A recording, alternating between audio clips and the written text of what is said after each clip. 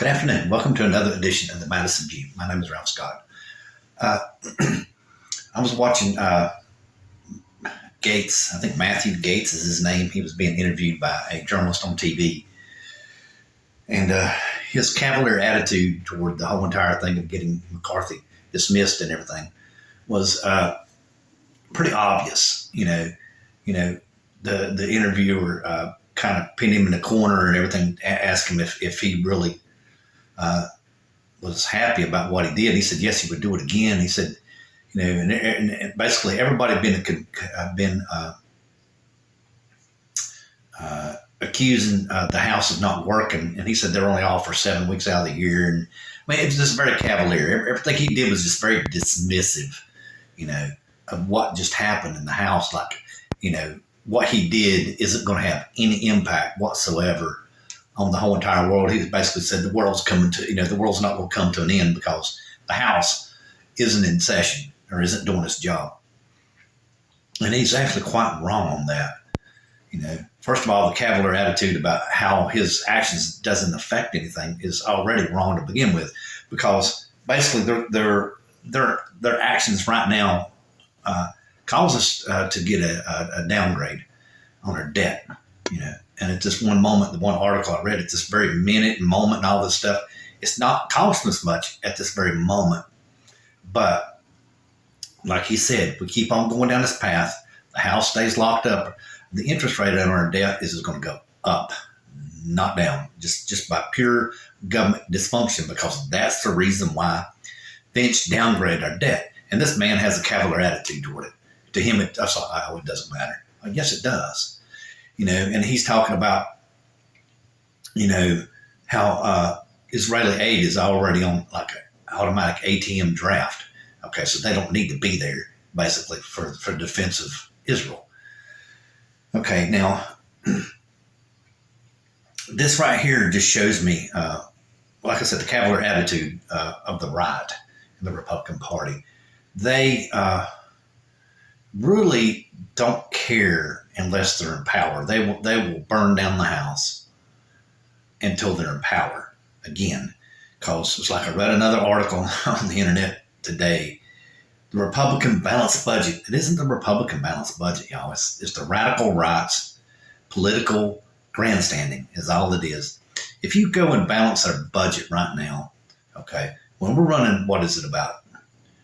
10% of the GDP or something like that, 5% of the GDP deficit every year, you would basically have to shut down the government. The government wouldn't even function anymore. It's just so unrealistic.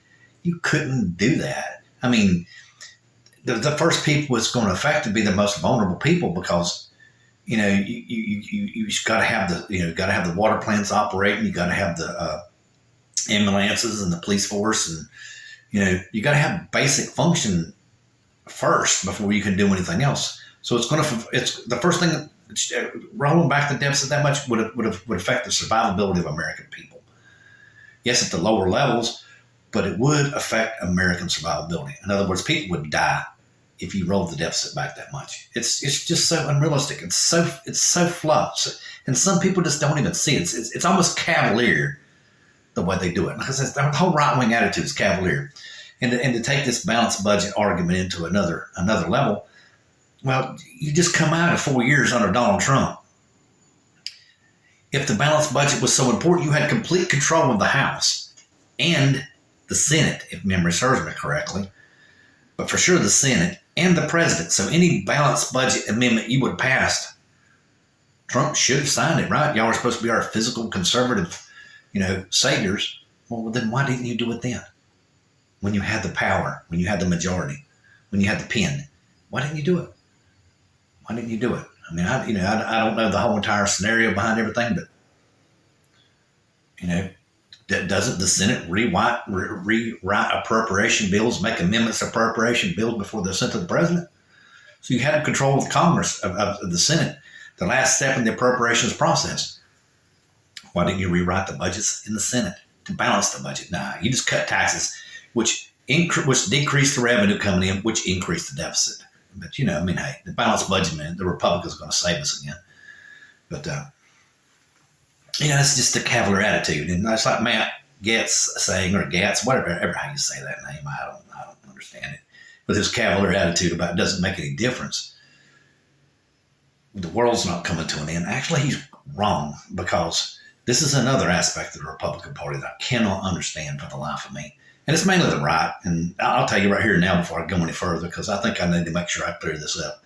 I think there are people in the Republican Party, and I think they're the majority actually. They've surrendered themselves off to the radical right for fundraising reasons, because it keeps the, keeps the politicians in the media, and people start funding them money. I think it's basically a fundraising campaign. I think that's what I think. But me in politics is, you have to have it. It's like Thomas Jefferson said, government's a necessary evil. But anyway, I kind of got off there for a minute. But anyway, get my mind back. Okay, yeah, the world isn't going to come to an end because that they're not in session. Well, with the Republicans' refusal, well, actually mainly the right-wing Republicans. And like I said, let me get back to the moderate things. The moderate people, in my opinion, right now, I've given them this option. I've sent my name in to Patrick Henry. I emailed him and said I want to be nominated Speaker of the House. And I have given the mainstream of the Republican Party, the brake pedal. They could push that brake pedal, stop the car, and turn it around with my candidacy, and I can change this whole entire spectrum, because right now, despite Matthew Gatz, ever how you say that, analogy is the world's not going to come to an end. He's actually, like I said, with the debt downgrade, with the debt downgrade and keeping everybody on the edge, our society's not doing that good right now. And then our government isn't doing that good because of the right-wing Republicans. It's just got people just, really bad right now. But with them not wanting to fund the Ukrainian war, which is something that just baffles me, because like I said, it's right wing mainly. They could justify not killing babies by that's what they're saying abortion does. Abortion kills babies. And they're saying that by, in my opinion, more of a religious thing than an actual factual thing. Like I mentioned in a previous video, the one woman needed an abortion because she wanted to have children after this one fetus failed. The fetus was going to die anyway. So how would the abortion killing the baby? How would it kill the baby at that point? The baby was going to die anyway. So it's just but that's that's the Republicans, man. It's just all religion.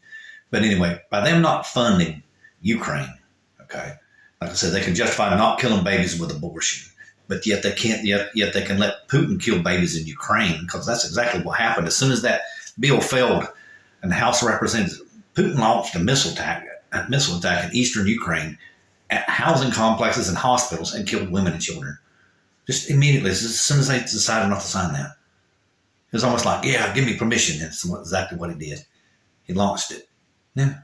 It's pretty conspicuous, And for the Republicans to not even flinch over that was kind of disgusting. I mean, I don't know, what do you call that word? Hypocrite. That's what I call it. But anyway, like I said, all this is just political grandstanding. Anytime a Republican's in office, everything's great, everything's fine. MAGA Republicans make America great again. And like I said in a previous video, America's already great. But if you ain't careful, you're gonna let the Republicans run the country off a cliff. And all the centerpieces of that disaster for America is right in front of us, and Matt Gaetz is just downplaying it. I mean, everything that I just point out to you, with the Republicans shutting down the House at a critical time in our country's history and in the world's history, we need to be supporting Ukraine, because if you empower Putin, he isn't going to stop Ukraine. He's going to keep on going. He really is. He's not going to stop there. He's got that Napoleon attitude. He wants to conquer the world. Basically, he wants to reunite the old USSR, because he feels like they got shafted. I mean, just the way it goes sometimes. And if you it's called winning and losing, right? In a war, it's called war. My remnants of it, you lost. So, it's just you have to accept the whole entire thing of what happened to you. But anyway, that's let me get in a little bit more of some other stuff. Like I said, another classic example of what they're doing. Like I say, how they could justify here. They want to elect this new guy, Jim Jordan, who's a radical right wing person. He's the one who engineered the government shutdown under Obama. So basically, we're going to take us further down this physical decay. As long as the Democrats in office, they don't care. They really don't care. They feel like that as soon as they get a Republican elected, they'll patch over the whole entire political scenario and everything's fine now. Everything's fine now. Actually, it won't be, because Finch isn't going to downgrade America unless there is a reason. Okay, and what he downgraded us for was political instability. And until you get rid of the Republican radical right, I really don't see us recovering from this. And you got to step on the brakes, like I said, while you got a chance, and turn the car around, because if you don't, you're going to screw up the country. You can't do what the Republicans are doing, wanting to balance the budget immediately under Democrat, because they don't care. It's just going to create a big news media storm. They don't care. They don't care. That's all they're worried about. They got the news media behind them at that point. They don't care what happened. They don't care about the consequences of what they're doing. And like I said, it'll take the most vulnerable people in our society, and they will die. You can't stop the government from overspending like 10% of GDP in 1 year.